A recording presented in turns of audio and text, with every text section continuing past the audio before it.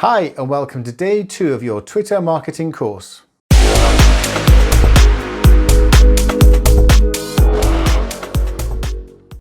Today we'll be taking a look at finding your Twitter voice. Your Twitter profile will also need to be spot on, so we'll take a look at how to optimize that. And finally, we'll take a look at how you can build your Twitter account to be a real marketing asset.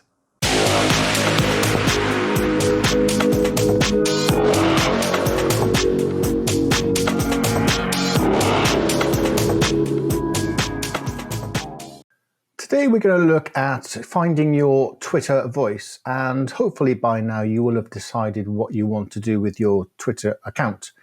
When I first started using Twitter, it was more in a personal capacity, but over the years I've been building up little small online businesses and I've had to develop more of a brand. I've got several different accounts now, and I'm just going to show you this one here, which is my main one.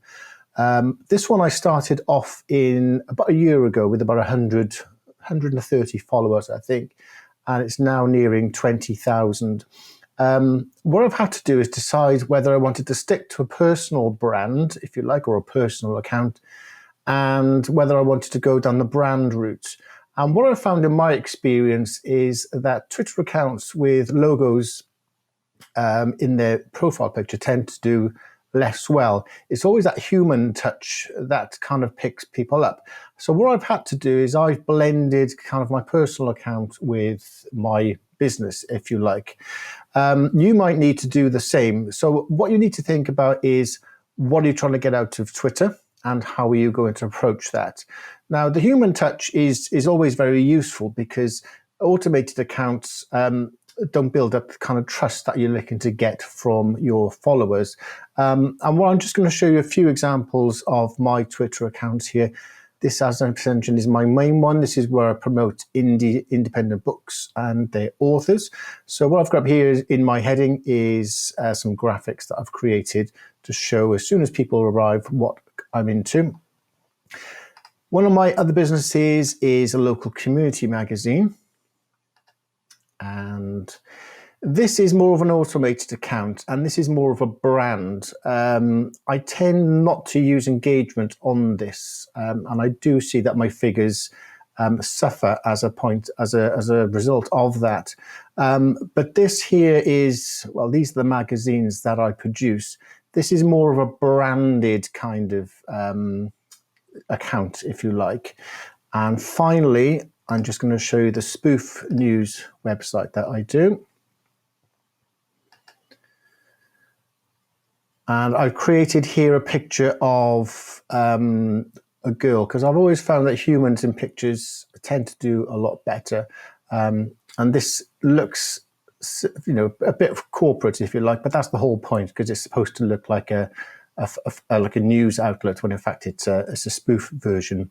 Now, adding the human touch is always beneficial, and I just want to show you an example here of Yorkshire tea, which there was a big argument going on about, I can't even remember now, but Sue, this lady Sue, who was, that's what it was, there was a British politician who was photographed holding Yorkshire tea. Yorkshire tea didn't know anything about it, apparently, and Sue started kicking off about it. Now, these brands do well because they've obviously got a Twitter team who work the accounts, but they show their human side. And after the big argument that was kicking off, Yorkshire Tea wrote this: "Sue, you're shouting at tea. Please do look after yourself and try to be kind to others. We're going to mutiny now." Now, look at these figures here. And that's almost gone down in Twitter history. So think of your Twitter voice. What kind of approach are you going to have? What are people going to buy into when they come across your account?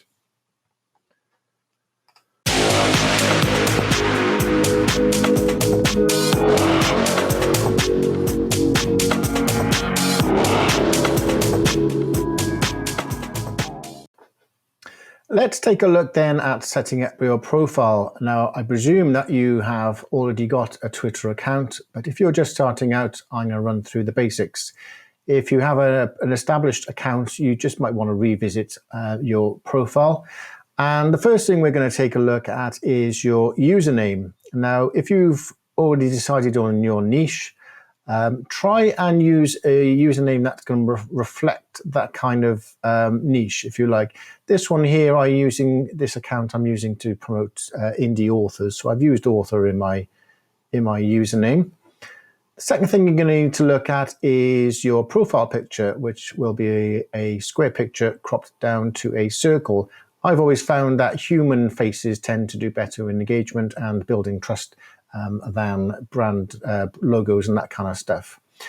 The next important thing to look at here is your header. And just look at the note of the shape, because your header will need to be that shape, and you can create those in Canva or Photoshop, anything that you want. But this is an opportunity to showcase your services or products if you're looking to market those. This one here is an example of the indie bookstore that I've created. Every few weeks when I get another 1,000 followers, I'll change this little figure here. So that's when people click onto my account, and as soon as they see it, they'll know what I'm about. Down here is your bio. This is your opportunity to sell yourself. You've only got 160 characters to do that, so be careful with your words. And finally, Twitter gives you a live link, so you can put your website on there. Be careful when you're updating your profile, because I don't know whether it's just me, but my link tends to disappear, so just check on that. And finally, the last thing is your pinned tweet. Now, you can pin a tweet to the top, so no matter how many of the tweets go out, this will stay at the top.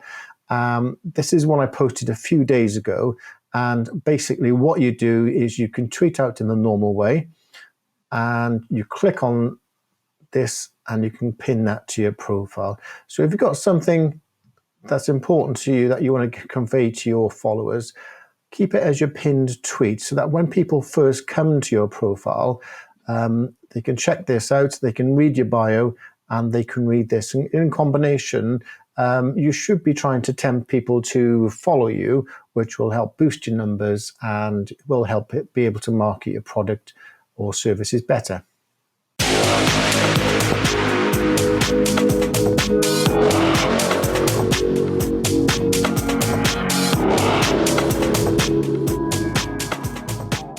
One last thing I want to look at today is the concept of building your Twitter account as an asset. I've been building my Twitter accounts because I want people to follow me and I want people to buy things from me. I also want people to engage with people because I find it enriching to meet these people and to get new ideas and to bounce ideas off people as well. But I want to quickly tell you a story. It's not linked to Twitter, it's actually linked to Facebook. Back in 2012, I think it was, I created a Facebook page for a fictional sheep, which was a weather forecasting sheep, and it gave out daily weather forecasts on Facebook. What happened is, I don't know why, but it kind of took off, and it was a personal profile, and I just kept getting hundreds of friend requests every day, to the point where I got to 5,000 friend requests. At that time, there was the 50 Shades of Grey book had come out, so I thought, well, I'll do a spoof version of that. So I did one written by this fictional sheep, and I called it 15 Grades of Hay. And I was all ready to go out, and I thought, I've got 5,000 Facebook friends who I can tell them about. And it came to launch day, and when I logged into into Facebook, I found that Facebook had banned me because I wasn't a real person and I'd lost my audience.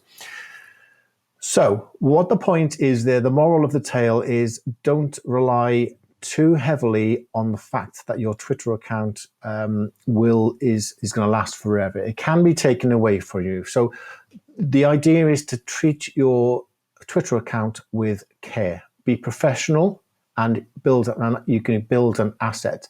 That asset is your outlet to meet new people. And if you want to market ideas and services and products, your Twitter account is going to be crucial to that. So that's how you find your Twitter voice, optimize your profile, and how to build your Twitter account as an asset. Tomorrow we'll be taking a look at how you can find your audience and how to use TweetDeck to manage it. See you tomorrow.